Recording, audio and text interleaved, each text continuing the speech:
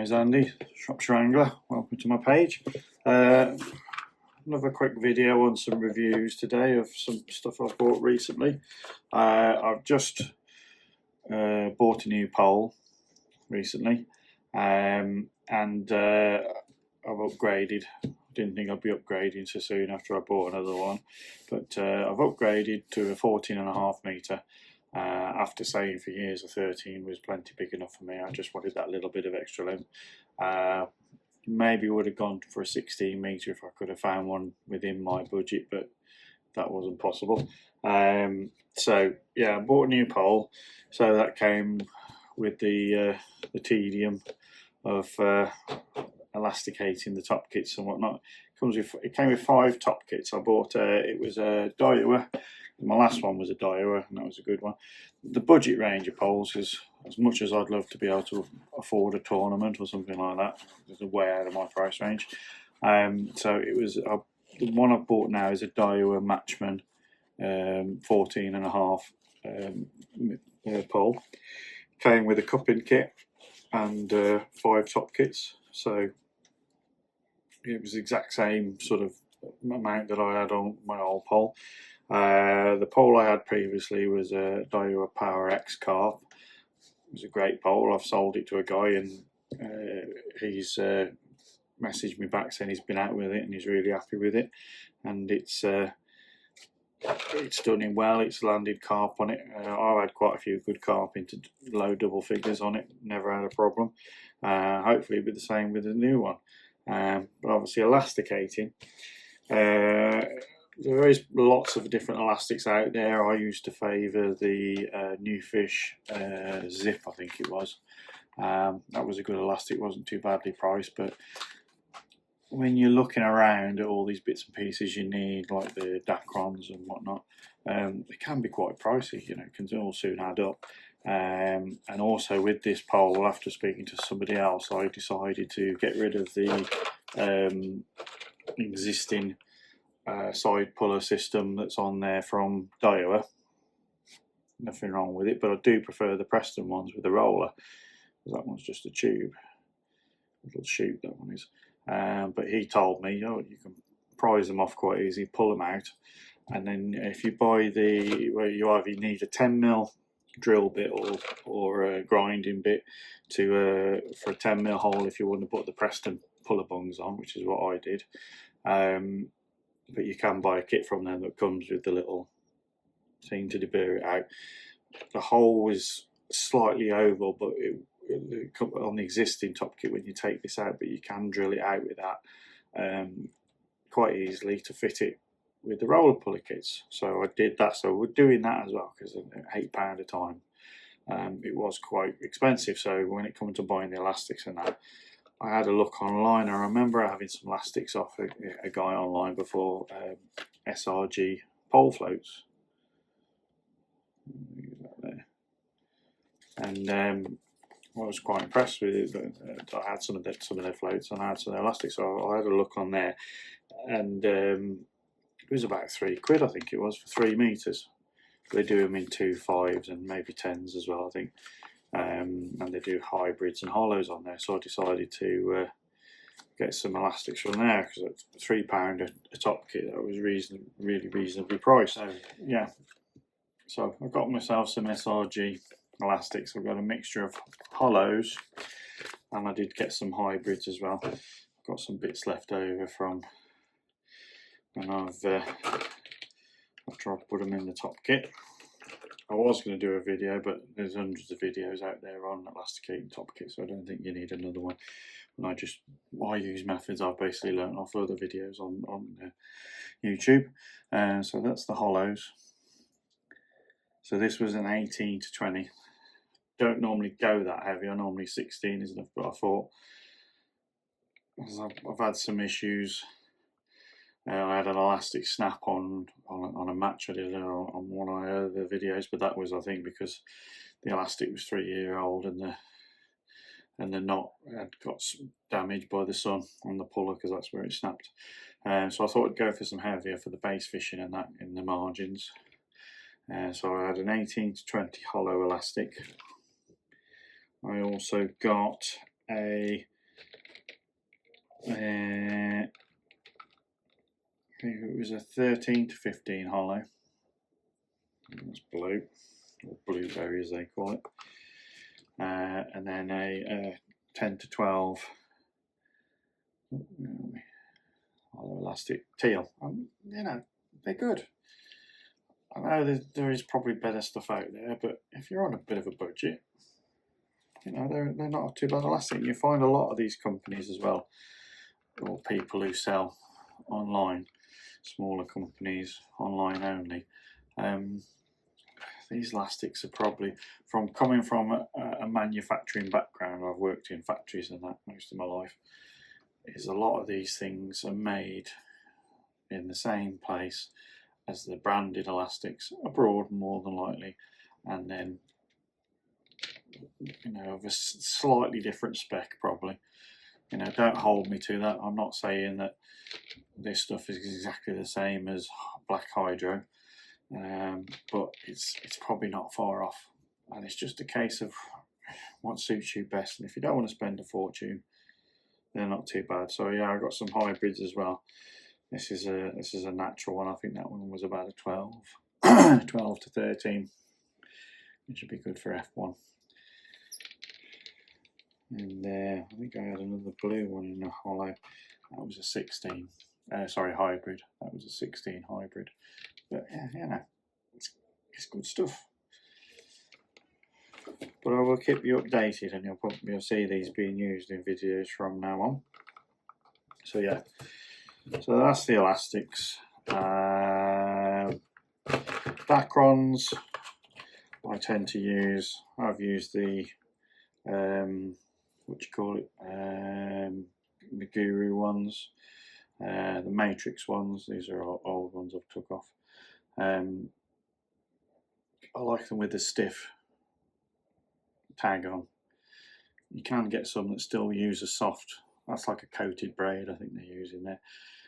But you can get ones that are like soft, and I find it harder to, because I don't do the surging or whatever, is where you pull one into. I'm quite happy with threading to create a loop pulling, but you can, you know, get them back off afterwards just by pushing. But yeah, Guru ones, these are the Matrix ones. They're quite good as well. I have on my other. I've got a little margin pole. These are the Guru ones. Very similar in design. And they come on, a lot of them, they come on these applicators, so it's easy to just pop that off there and thread onto the elastic. Yeah, those are the ones I use. And then obviously puller bungs. Preston come with their own. If you buy the roller pullers, they have these little orange rubber ones, but yeah, I have used in the past. These are Matrix ones as well. But then pretty much it's the bead off the Dacron. Hard to see the camera having a fit. But yeah, I've used those as well. They're quite good. So yeah, so I'm quite happy with all that. I've got roller puller bungs on all the top kits. But yeah, we'll see how this elastic goes, and keep you updated. Other than that, that's it with what I've done with the pole. So yeah, we've been putting that through its paces over the next few videos and see how we get on with that. And also I've fitted to the pole to protect it. I had it on my last pole. I found it a really good product. As everybody probably knows about this, Stuart Jolly, who does pole nose bungs. Sorry. Pole nose bung company. They're 3D printed to protect the ends of your poles. And also you can get the top kit bungs, which are these things. And I think they've got like a PTF tube for them, and those go in the end of the top kit. So when you break your top kit, you don't have to end up using these things to protect your elastics. But I will show you now what I've done so you can see. Okay, so this is the pole I've got now. This is the 14.5 metre section, and get the right end. He says I got the wrong end. These are what they look like. So those go into the end of each section, and if you can see, they've just got like a slight raised profile. And what I like about these is two things I like about these. Is obviously they protect your joints from banging and clattering when you're shipping and unshipping, but also when you've got them with this little hole, when you slide on the main pole, when you're sliding the sections back into the handle, it creates like an air cushion and they go through slower, so it stops your pole sections from banging together when you're putting them back away. And also that dreaded thing, if you've ever seen a couple of sections accidentally slide or roll off your rollers into the pool, it's bound to have happened to most people, I think. And you watch them slowly go, and of course they don't sink, they glide like a torpedo down towards the middle of the lake. This slows it down because it takes longer for the water to get in, so it gives you a few more vital seconds to jump off your box and grab your pole handle before it disappears into the water. But yeah, they're a good bit of kit. So I had them on the last pole and I put them on this pole.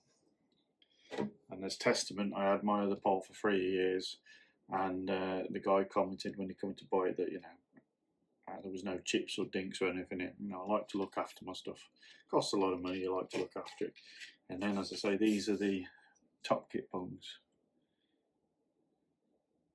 2 skews, I've written the size of the elastic on there. But with these, so you can have this, I have a hard case to keep my pole in, because it saves time than having all the tubes and all that when you come to setting up. But when you fold that, it stops the elastic rubbing on the edge of the pole, and obviously that can cut through if you're not careful. So you can just quite easily double them up, you know, disconnect them, fold them over, and put them in your case, and they're perfectly fine. I've done all my usual point of maintenance or point of setups with the new pole. The other thing I do, which was told to me by a few people, and Dave Brown online, is I rub the sections with a wax candle. Rub the end of every section. Just put a little bit of candle wax on before I use them, smooth it about, and that just gives it doesn't seem as tight and as dry, and that just gives it a bit of a lubricant, and it helps to waterproof it as well. And then it's a good idea to keep then a bit of candle in your seat box or whatever, and you can just do it every now and again. I think I did it once last time and never did it again, and I never had any problems with joints sticking or anything like that. So yeah, and then also with this, as I was saying, I've changed all the puller to the Preston one. So as I say, you take that out, it just literally leaves on. There's a little bit of glue sometimes I want in place, but it doesn't damage anything. Leave it out, pulls out the hole, drill out that hole, and then you just, the puller bungs, I don't know if you've ever seen them, the roller pullers, you just slot in and then you push the insert in and that locks them in place. But yeah, so yeah, quite happy with that. And I also like these as well. There's lots of different ones that people make. Preston, these are the Preston hookups, but there's lots of companies who make them. But they're a good bit of kit as well. So yeah, that's what I've been doing. Also, the other thing I bought today, which I haven't really, it's a carp range product, but apparently it works quite well for match fishing and general course fishing. Is I'm always saying, and you'll see me in my videos, I do like pace fishing, especially this time of year, and I'm always messing about with different types of paste. So I normally use a lot of the Sonu Baits 1-to-1. I've started using the Sonu Baits, the Thatcher's ground bait, and sieving it to make it finer and using that as a paste. That's a really good one as well. But I've got 2 new ones to try. I might try it on Friday this week after work, or in the next couple of sessions time. Is from the TV angler everybody knows about, Ali Hamidi, and those are from his OMC range. So he's now doing baits. A bit flashy and snazzy. The packaging, it either looks like something you should have in your kitchen cupboard, or a fancy protein powder, or some sort of health kick milkshake. But yeah, This is stuff that's called One More Cast Jaw Instant Paste Mix, and jaw basically means just add water. So yeah, we'll be giving these a go in the next few weeks. 2 flavours. This one is called ice cream, as it suggests. It's a sweet one and it smells just like vanilla ice cream. Quite a fine powder as well. You can see that. So yeah, I look forward to giving that a go. So that's the sweet one. And then this one is paella. So this will be more of a savoury one. This one's a bit stinky, but you know, a little bit of stink. It smells a little bit like fufu, so it's probably got garlic in it.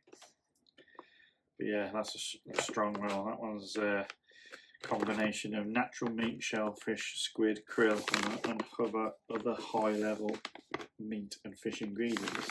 That'll be probably quite a high oil-based one, but yeah. So yeah, we're looking forward to getting it. It looks quite fine, a little bit of particle in it, but yeah. So we'll see how we get on with that, and I'll give you some feedback on that when we use it next. But yeah, so that's everything I've bought today and what I've been doing lately. So yeah, thanks for watching. Thanks for liking and subscribing, and I'll see you again soon in another video. My name's Andy and I've been the Shropshire Angler.